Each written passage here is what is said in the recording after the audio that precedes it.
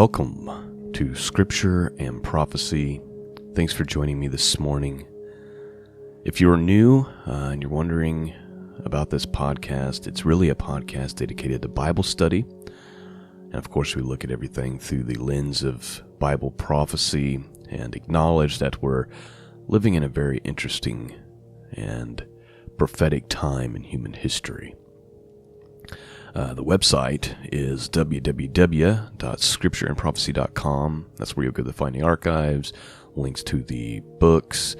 That's how you get access to Biblical Hebrew for beginners. And that's where you go to support this work, which is 100% listener supported. And so thank you to all of you who contribute to make this possible. And the Patreon subscribers, you're such a great blessing to me, and it's far beyond what I deserve, and I'm very, very grateful. Today we are resuming our Bible study in the book of 1 Samuel, and we're ready for chapter 18 and 19, maybe 20, but we'll definitely try to do 18 and 19. Now, this is where the story starts to take a turn, and we see David brought into the King Saul's kind of inner circle, but then shortly after we start to see the jealousy of Saul begin, and we start to see him become very violent and angry and jealous towards David. And we start to see this issue where David is starting to have to hide and flee. Now, something that just came to mind as I was looking through this yesterday, preparing to read it for today, is that maybe in David's eyes, or as we're reading the story, it looks like God's favor is not on David right now, right? As we see Saul just coming down on him, and David's world seemingly to fall apart of no fault of his own, and bad things are just happening, right? And there's a lot of Psalms in the book of Psalms written about this time period where David's afraid for his life and he's got all these enemies. And I was thinking, just because it looks like that things are falling apart and the world's come against you and you feel like God's not with you, doesn't necessarily mean that's the reality. In fact, as we know, David will go on to become king of all Israel, right? And we think about Job as another example. Job's walking in righteousness, and then one day it all comes crashing down, right? And he loses everything. He loses his health, his wealth, and his children. Just a terrible situation. And it would look like God's favor or that God's love is not there, but that's not the end of the story. And so, just something I was thinking about, and maybe we're, some of us, maybe you, maybe me, maybe we're at a point in our lives where we're thinking, man, it's like everything's coming against me. It's like I'm barely hanging on. Has God forgotten me? Has God left me? And sometimes this is just a season to prepare you, to strengthen your faith, to teach you something. It doesn't mean that you've just fallen out of God's favor. And so that's just something I was thinking about as I was reading through this, and maybe it's something you can think about too.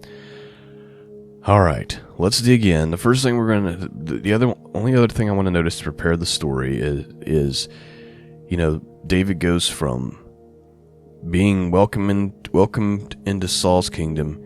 He forms this brother-like bond with Jonathan, Saul's son, and they have a great love and friendship for one another. David even marries one of Saul's daughters, and yet he still has to flee. It's very, very interesting. All right, might be the longest setup that I've ever done. Let's dig right in. Chapter 18, King James Bible, 1 Samuel. Let's begin.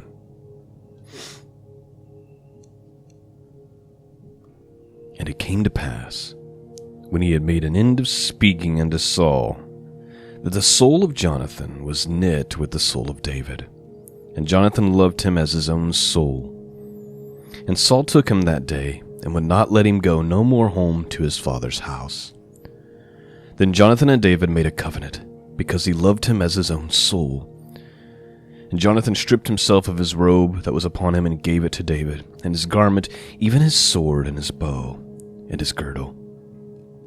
And David went out whithersoever Saul sent him, and behaved himself wisely. And Saul set him over the men of war, and he was accepted in the sight of all the people, and also in the sight of Saul's servant. So right now, it seems like everything's going great for David, right? Him and Jonathan, best of friends. Jonathan views David like he views his own soul. And he gives him, he gives him his robe and his sword and all that. Saul appoints David over the army, and David is finding favor with everyone, including Saul's servants. Verse 6. And it came to pass, as they came when David was returned from the slaughter of Philistine, that the women came out of all the cities of Israel, singing and declaring, to meet King Saul with tabrets, with joy, and with instruments of music. And the women answered one another as they played and said, Saul hath slain his thousands, and David his tens of thousands. And Saul was very wroth, and the saying displeased him. And he said, They have ascribed unto David tens thousands, and to me they have ascribed but thousands. And what can he have more but the kingdom? And Saul eyed David from that day forward. And it came to pass on the morrow that the evil spirit from God came upon Saul, and he prophesied in the midst of the house, and David played his hand, as at other times, and there was a javelin in Saul's hand. And Saul cast the javelin, for he said, I will smite David even to the wall with it. And David avoided it out of his presence twice. And Saul was afraid of David, because the Lord was with him, and was departed from Saul. All right, let's just take a breather here. First thing that happens is David goes out to war, which he's good at war, right? That's why Saul appoints him over the men of war. And David comes back, and everybody and the women come out of the cities, and they're singing that song, and it's a very famous line, and many of us have heard it. Saul has slain his thousands, but David his tens of thousands. And so Saul is seeing the favor that David has with Israel, and he's saying, what's left? What's left for him to gain but the kingdom itself? And now the jealousy is set in, and he says that he eyed David from that moment on. And so David's there playing music, like always for Saul. And Saul imagines, I'm just going to pin this guy to the wall. Like, Saul's jealousy is so raging that this person that he brought in, like it's his own son, he's ready to spear to the wall with a javelin. The rage is out of control. This happened 2 times, it said. But here's something else to note. Saul wasn't just jealous of the favor that he was having with men. Saul was jealous of the favor that he saw that David was having with God. Right? It says, and Saul was afraid of David because the Lord was with him, and was departed from Saul. Verse 13. Therefore Saul removed from him, and made him captain over 1,000, and he went out and came in before the people. And David behaved himself wisely in all his ways, and the Lord was with him. Wherefore when Saul saw that he behaved himself very wisely, he was afraid of him. But all Israel and Judah loved David, because he went out and came in before them. And Saul said to David, Behold, my elder daughter Merab, her will I give thee to wife, only be thou valiant for me, and fight the Lord's battles. For Saul said, Let my hand be upon him, but let the hand of the Philistine be upon him.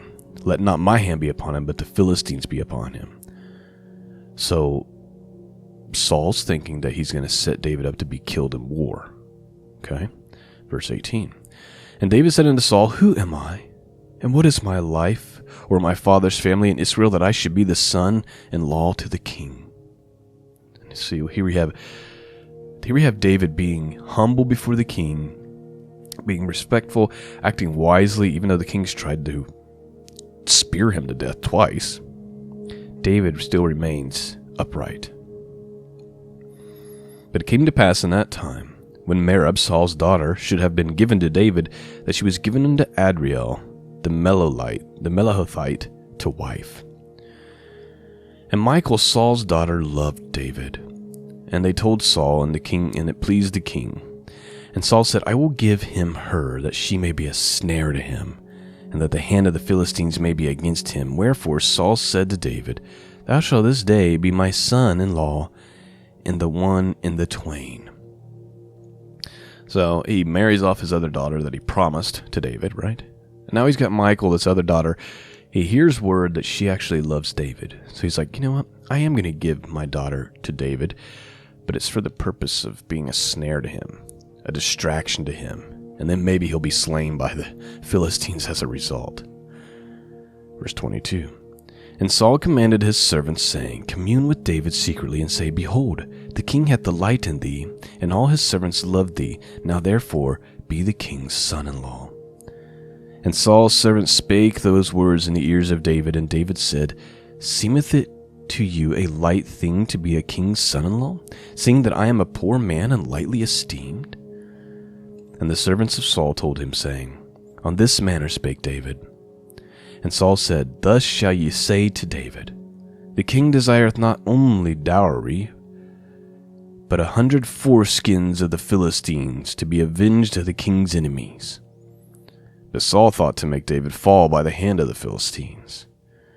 And when the servants told David these words, it pleased David well to be the king's son-in-law. And then the days were not expired.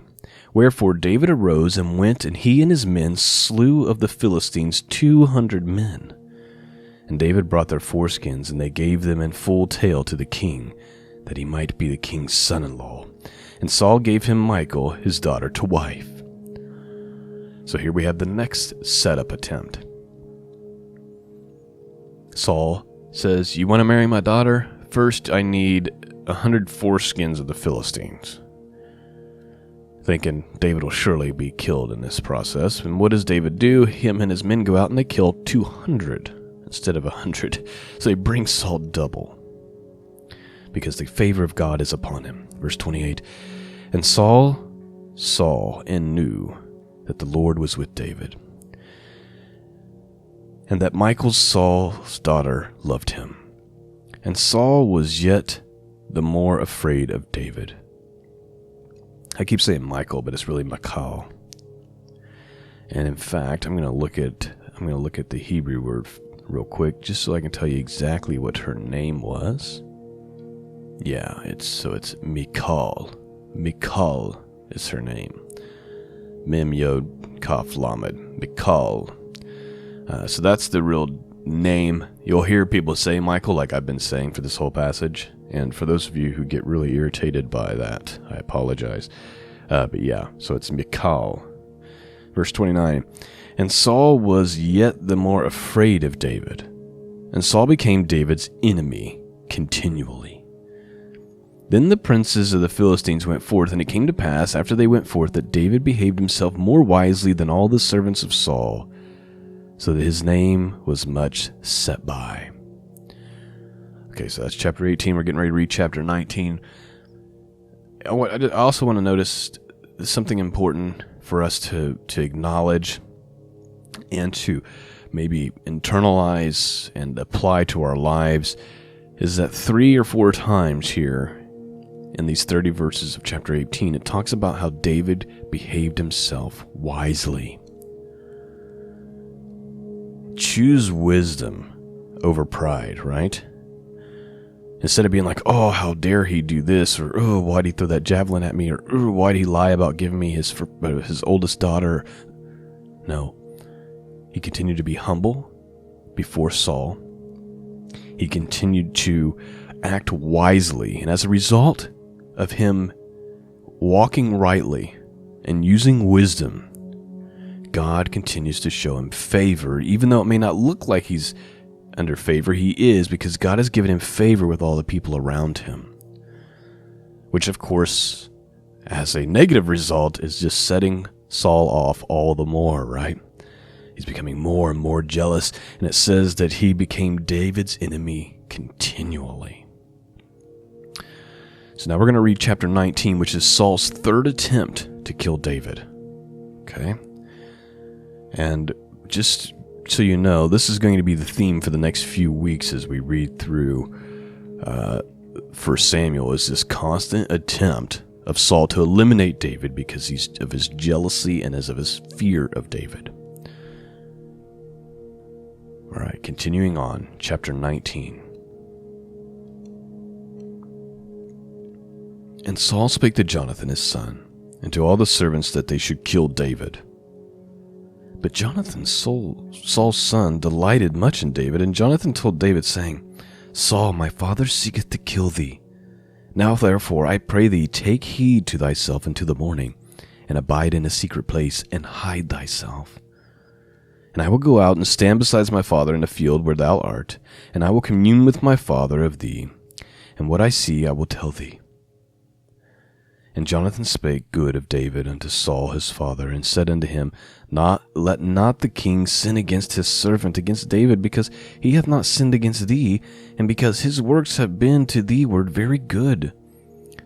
For he did put his life in his hand, and slew the Philistines, and the Lord wrought a great salvation for all Israel.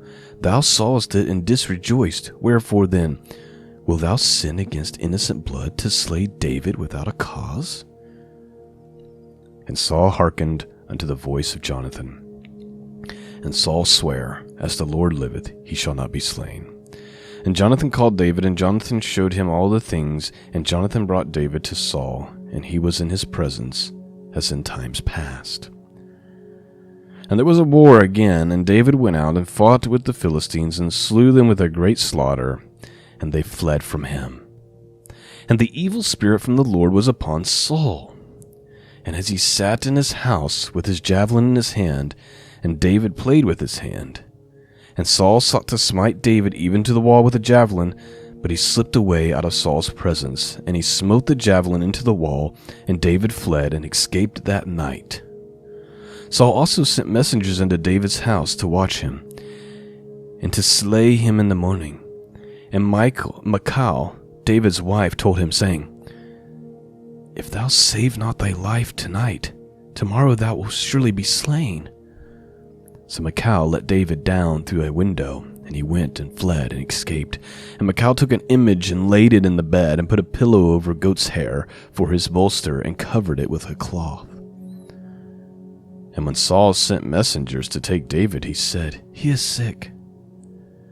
And Saul sent his messengers again to see David, saying, Bring him up to me in the bed, that I may slay him. When the messengers were come in, behold, there was an image in the bed, with a pillow of goat's hair for his bolster. And Saul said unto Michal, Why hast thou deceived me so, and sent away my enemy, that he is escaped? And Michal answered Saul, and said unto me, Let me go, why should I kill thee?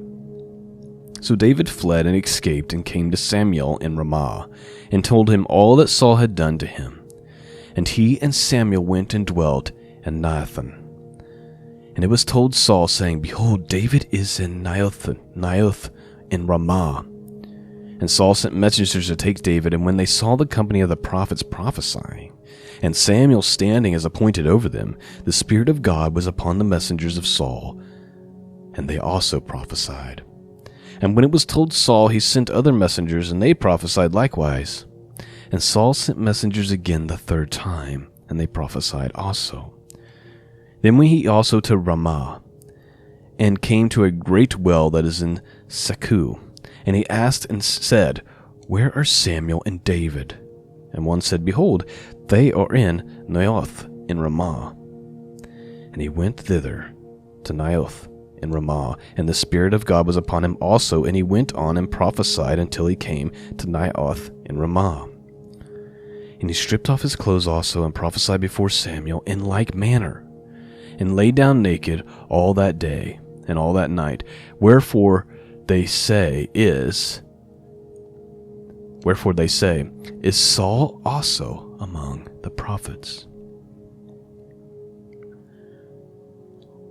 Let's go ahead and we're going to read chapter 20 also, just because I feel like that's an awkward place to stop. So we've got 42 more verses. And let me just recap real quick. So Saul tries to spear David again with a javelin. It kind of makes you wonder, like, is David sitting there playing music and just constantly watching Saul's hand? Because, like, he's done this twice, and here he goes for a third time. And, of course, Michal, David's wife, the daughter of Saul, helps him escape. Saul's unpleased about this. David goes to Samuel the prophet and says, look, he's trying to kill me. And they go away to this place in Ramah, and the Spirit of the Lord is upon them, and of course they're prophesying, and then Saul sends messengers, and they end up prophesying. Now Saul himself goes, and now he's prophesying, and then the saying is Saul also among the prophets? And then we get to chapter 20, which deals with Jonathan protecting David. And then we'll be done for today's study. Verse 1. And David fled from Naioth and Ramah, and he came and he said before Jonathan, what have I done? What is my iniquity? And what is my sin before thy father, that he seeketh my life? And he said unto him, God forbid that thou shalt not die. Behold, my father will do nothing, either great or small, but that he will show it to me. And why should my father hide this thing from me? It is not so. And David swore moreover, and said, Thy father certainly knoweth that I have found grace in thy eyes. And he saith, Let not Jonathan know this, lest he be grieved. But truly as the Lord liveth, as thy soul liveth, there is but a step between me and death. So David comes to Jonathan, he's like, man, your father is trying to kill me. And Jonathan's like, no, that's not what's going on. I would know about it. And then David reaffirms, no, this is what's going on. Verse 4, Then said Jonathan unto David, Whatsoever thy soul desireth, I will even do it for thee. And David said unto Jonathan, Behold, tomorrow is the new moon, and I should not fail to sit with the king at meat, but let me go, that I may hide myself in the field unto the third day at even. If thy father at all misses me, then say, David earnestly asked leave of me, that he might run to Bethlehem, his city, for there is a yearly sacrifice there for all the family. If he say thus, it is well. Thy servant shall have peace. But if he be very wroth, then he be sure that evil is determined by him. Therefore thou shalt deal kindly with thy servant, for thou hast brought thy servant into the covenant of the Lord with thee. Notwithstanding, if there be in me any iniquity, slay me thyself. For why shouldest thou bring me to thy father? And Jonathan said, Far be it from thee. For if I knew certainly that evil were determined by my father to come upon thee, then would I not tell it to thee? Then said David to Jonathan, Who shall tell me? Or what if thy father answer thee roughly? And Jonathan said unto David, Come, let us go out into the field. And they went out, both of them, into the field.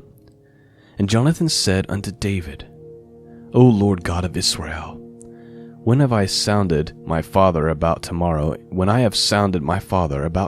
any time, or the third day, and behold, if there be good towards David, and I then sin not unto thee, and show it thee, the Lord do so, and much more to Jonathan. But if it pleases my father to do thee evil, then I will show it to thee, and send thee away, and thou mayest go in peace, and the Lord be with thee, and he hath been with my father, as he has been with my father. And thou shalt not only while yet I live show me the kindness of the Lord, that I die not. But also thou shalt not cut off thy kindness from my house forever. No, not when the Lord hath cut off the enemies of David, every one from the face of the earth. So Jonathan made a covenant with the house of David, saying, Let the Lord even require it at the hand of David's enemies. And Jonathan caused David to swear again, because he loved him, for he loved him as he loved his own soul. Then Jonathan said to David, "Tomorrow is the new moon, and thou shalt be missed, because thy seat will be empty. And when thou hast stayed 3 days, then thou shalt go down quickly, and come to the place where thou didst hide thyself, when the business was in the hand, and shall remain by the stone of Azel. And I will shoot 3 arrows on the side thereof, as though I shot at a mark. And behold, I will send a lad, saying, Go, find out the arrows. If I expressly say unto the lad, Behold, the arrows are on the side of thee, take them. Then come thou, for there is peace to thee, and no hurt, as the Lord liveth. But if I say thus unto the young man, Behold, the arrows are beyond thee, go thy way, for the Lord hath sent thee away. And as touching the matter which I have spoken of, behold, the Lord be between thee and me forever. So David hid himself in the field. And when the new moon was come, the king sat down to eat meat. And the king sat upon his seat, as at other times, even upon a seat by the wall. And Jonathan arose, and Abner sat by Saul's side, and David's place was empty. Nevertheless, Saul spake not anything that day, for he thought, Something hath befallen him, he is not clean, surely he is not clean. And it came to pass on the morrow, which was the second day of the month, that David's place was empty. And Saul said unto Jonathan his son, Wherefore cometh not the son of Jesse to meat, neither yesterday nor today? And Jonathan answered Saul, David earnestly asked me leave of me to go to Bethlehem. And he said, Let me go, I pray thee, for our family hath a sacrifice in the city, and my brother, and he hath commanded me to be there. And now, if I have found favor in thine eyes, let me get away, I pray thee, and see my brethren. Therefore he cometh not unto the king's table. Then Saul's anger was kindled against Jonathan, and he said unto him, Thou son of the perverse rebellious woman, do not I know that thou hast chosen the son of Jesse to thy own confusion, and unto confusion of thy mother's nakedness? For as long as the son of Jesse liveth upon the ground, thou shalt not be established, nor thy kingdom. Wherefore now send and fetch him unto me, for he shall surely die. Jonathan answered Saul his father, and he said unto him, Wherefore shall he be slain? What hath he done? And Saul cast a javelin at him to smite him, whereby Jonathan knew that it was determined of his father to slay David. So Jonathan arose from the table in fierce anger, and did not eat meat the 2nd day of the month, for he was grieved for David, because his father had done him shame. And it came to pass in the morning that Jonathan went out to the field at the time appointed with David, and a little lad with him. And he said unto the lad, Run, find out now the arrows which I shoot. And as the lad ran, he shot an arrow beyond him. And when the lad was come to the place of the arrow which Jonathan had shot, Jonathan cried out after the lad, and said, Is not the arrow beyond thee? And Jonathan cried after the lad, Make speed, haste, stay not. And Jonathan's lad gathered up the arrows and came to his master. But the lad knew not anything, only Jonathan and David knew the matter. And Jonathan gave his artillery unto his lad, and he said unto him, Go, carry them to the city. And as soon as the lad was gone, David arose out of the place towards the south, and fell on his face on the ground, and bowed himself 3 times. And they kissed one another, and wept one with another, until David exceeded. And Jonathan said to David, Go in peace, for as much as we have sworn both of us in the name of the Lord, saying, The Lord be between me and thee, and between my seed and thy seed forever. And he arose and he departed, and Jonathan went into the city. So there we have chapters 18, 19, and 20. And as you can see, Saul's anger and his jealousy just continues to grow and grow and grow, to the point where he's throwing a javelin at his own son because of his hatred for David. And like I kind of said in the beginning, it may seem, even from David's perspective, that the Lord's favor is not upon him, because all this is happening. And all this has come against him, and his life is falling apart. And now he's on the run. But the scriptures continue to tell us over and over that the Lord's favor was with David. And so I bring all this up just to say things may not be as they seem. And these are the points in our life when we just have to believe and have to have faith and have to persevere through the circumstance, through the trouble, through the temptation, whatever it is. The scriptures tell us that these things come just for a short period of time to test our faith so that we might be tried, right? Paraphrasing what Peter said. And so that's just what's been on my heart as we studied this morning. And I pray that it's a word for all of you. Thank you for listening. Thank you for your support. I pray you've been blessed this morning. Peace and grace be with all of you. And until next time, God bless.